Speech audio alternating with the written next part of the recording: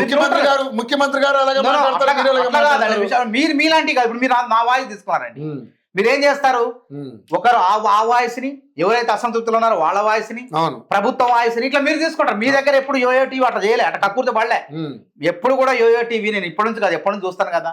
Yo-yo TV అనేది అన్ని వాయిస్ల్ని, అందరు ప్రభుత్వ వాదాన్ని, నిరుద్యోగుల వాదన, విద్యార్థుల వాదన తీసుకోవాలి. కానీ నిన్న కొంతమంది డిబేట్లు పెట్టారు. అదేంది? కేటీఆర్ ఏమన్నాడు గుర్తుపెట్టుకోండి, ఇక్కడ గుర్తు చేయాలి. కేటీఆర్, నేను 36 మెడికల్ కాలేజీలు కట్టిను, మేము 36 యూట్యూబ్ ఛానల్ పెట్టినట్లయితే మేము మళ్ళీ అధికారంలోకి వచ్చేవాళ్ళమే, మళ్ళీ పీక తినేవాళ్ళమే, ఈ రాష్ట్రాన్ని సర్వనాశనం చేసేవాళ్ళం, దోచుకునే వాళ్ళమే అని చెప్పి ఆయన అనుకోండి. ఇప్పుడు ఏం చేస్తాడు ఆయన? కొన్ని యూట్యూబ్ ఛానల్ పెట్టిండు. యూట్యూబ్ ఛానల్ పెట్టేసి ఏం చేస్తాడంటే లేనిది ఉన్నట్టు, ఉన్నది లేనట్టు ఒక విష ప్రచారం ప్రభుత్వం పని చేస్తాడు. ప్రభుత్వం మంచి చేసినా చెడ్డ చేసినట్టు చెప్తాడు. ఒకవేళ చెడ్డ జరిగితే చూపి. ఇప్పుడు జర్నలిజం అంటే మీరు బొమ్మ బొరుసు, మంచి చెడు, మీరేం చేస్తారు? చెడును ప్రశ్నిస్తున్నారు, అది నిజం, అది దాన్ని మేము అభినందిస్తాం. కాదు, మంచిని కూడా అభినందిస్తారు, మంచిని అభినందిస్తారు, చెడును ప్రశ్నిస్తారు. మరి అది గొప్పతనం, అది జర్నలిజం. మరి దీన్ని ఏమంటారు? వీళ్ళు యూట్యూబ్ లో మాట్లాడేది ఏం చేస్తారు? దాన్ని ఏమంటారు అంటే శాడిజం అంటారు. శాడిజం అంటారు, సైకోయిజం అంటారు. శాడిజం, సైకోయిజం అంటారు. సోషల్ మీడియా కూడా సోషల్ మీడియా ఎట్లా అయిపోయింది? సైకో మీడియాగా అయిపోయింది. అది కూడా వాళ్ళు ఎవరు? వాళ్ళది. ఆ విధంగా మంచి చేయాలండి, చెడు కాదు. వ్యక్తిగత ఆనందం చేయొద్దు, వ్యక్తి కుటుంబాలు దొరికిపోవద్దు, తప్పులుంటే ప్రశ్నించడం మేమే అంటున్నాం. ఈ విధంగా ఇందులో అయితే నేను చెప్తున్నా, ఈ గ్రూప్స్ పరీక్షలు గ్రూప్ 1, గ్రూప్ 2, గ్రూప్ 3 పారదర్శకంగా జరిగినాయి. నిరుద్యోగులారా మీరు ఆత్మవిశ్వాసంతో ఉండండి, జీవితం అయిపోలేదు.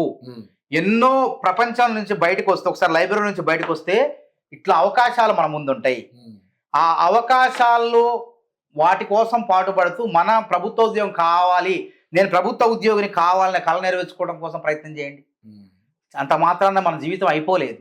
విజయం సాధించినవాడు గొప్ప కాదు, మీరేమో చెడ్డ కాదు. వాళ్ళే గొప్ప ఏం కాదు, మీరు కూడా గొప్పే. విజయం సాధించినవాడు కూడా, విజయం సాధించిన వాడికన్నా సాధించినవాడు కూడా గొప్పే. ఎవరు తెలివి వాళ్ళకే, అందరు తెలివి సమానంగా ఇచ్చాడు దేవుడు. కానీ ఆ తెలివి కోసం సమయం ఎవరు కేటాయించారో వాళ్ళకి ఉద్యోగాలు వస్తాయి. సివిల్స్ అయినా అంతే. 5 ఏళ్ళు తపస్సు చేస్తే ఐఏఎస్ కావచ్చు. అంటే బయట ప్రపంచం తెలవకుండా 5 ఏళ్ళు నువ్వు చదువుకుంటూ, అడు తిరుక్కుంటూ, ఇటు తిరుక్కుంటూ, సినిమాలు చూసుకుంటూ, షికారు చూసుకుంటూ, మధ్యలో అటు ఇటు పార్కులకు పోతూ నేను గ్రూప్ 1 రాస్తున్నానంటే నిన్ను నువ్వు మోసం చేసుకున్నట్టే. నువ్వు 5 ఏళ్ళు తపస్సు చేయి, మళ్ళీ గ్రూప్ 1 రాయి, గ్రూప్ 1 అధికారి అవుతావు. 500 ఉద్యోగాలు నాదే ఒక ఉద్యోగం చదువు, తప్పకుండా నువ్వు వెళ్తావు. ఇది రాజకీయం కాదు. రాజకీయంలో నేను అదే అంటాను, 5 ఏళ్ళు కష్టపడితే ఐఏఎస్ కావచ్చు, కానీ 20 ఏళ్ళు కష్టపడిన నువ్వు ఎమ్మెల్యే అయితే కాదని చెప్పలేదు. నా పరిస్థితి నాదే. నేను 24వ సంవత్సరం ఇప్పుడు కష్టపడాను. 24వ సంవత్సరం కష్టపడ్డా నా అవకాశం చేజారిపోయింది.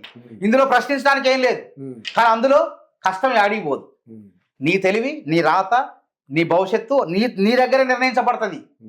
కాబట్టి నేను ఏమంటానంటే ఇప్పుడు ఇక నుంచి జరిగే ఉద్యోగాలు గ్రూప్ 1 కానీ గ్రూప్ 2 కానీ మే, జూన్ నుంచి ప్రారంభమైంది. సక్రమంగా ఒళ్ళు దగ్గర పెట్టుకొని పూర్తి సమయం దానికే కేటాయించండి. తినటానికి, పడుకోవటానికే కొద్ది సమయం ఇచ్చండి. ఇక సినిమాలు, షికార్లు, మిగతా వ్యాపకాలు, ఉద్యమాలు ఇవన్నీ బంద్ చేయండి. ఎందుకంటే నాతో అన్నారు చాలా మంది, అన్న నిజంగా నేను తిరగకపోతే నాకు ఉద్యోగం వచ్చేది, నేను తిరగబట్టి ఆగమైందని చెప్పారు. చాలా మంది చెప్పారు నాకు. పొద్దున కూడా ఒక మిత్రుడు మాట్లాడిండు, పాపం ఎప్పటి నుంచి చదువుతాడు అన్న, ఆ 4 రోజులు నేను సమయానికి 10 మార్కులతో పోయింది నాకు అన్నాడు. 10 మార్కులతో ఎందుకు పోయిందిరా అంటే, 10 రోజులు నేను అటు తిరిగి నన్ను ఆగమైపోయినా అన్న.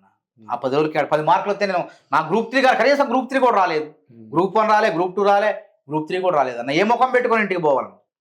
అట్లా ఫీల్ కావద్దు, అట్లా బాధపడద్దు. ఏ ముఖం పెట్టుకొని నువ్వు ఇంటికి పోతా అని చెప్పి ఎందుకు ఆలోచిస్తున్నావు?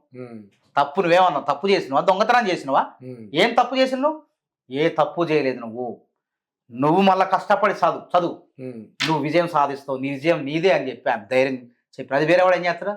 అరే ఉద్యోగం రాలే కదా, నీ తప్పు కాదు, ఇది ప్రభుత్వం తప్పు. ప్రభుత్వం అట చేయబట్టే నీకు ఉద్యోగం రాలేదు. కొట్లాడదాం, మళ్ళీ వాడు రోడ్డు మీద తీసుకొస్తాడు. మళ్ళీ వాడు రోడ్డు మీద తీసుకొస్తే 4 యూట్యూబ్లు, టీవీ ఛానల్లో మాట్లాడడం వాడు హీరో అయిపోతాడు, చదువును మర్చిపోతాడు, మళ్ళీ పుణ్యకాలం కాస్త అయిపోతుంది. నువ్వు శాశ్వత నిరుద్యోగ అవుతావు, దేనికి పనికి రాకుండా అవుతావు. ఎవరు ఎదుటివాడి మాటలు విని నువ్వు ఆగమైతే నువ్వు దేనికి పనికి రాకుండా అవుతావు. అది గుర్తుపెట్టుకో.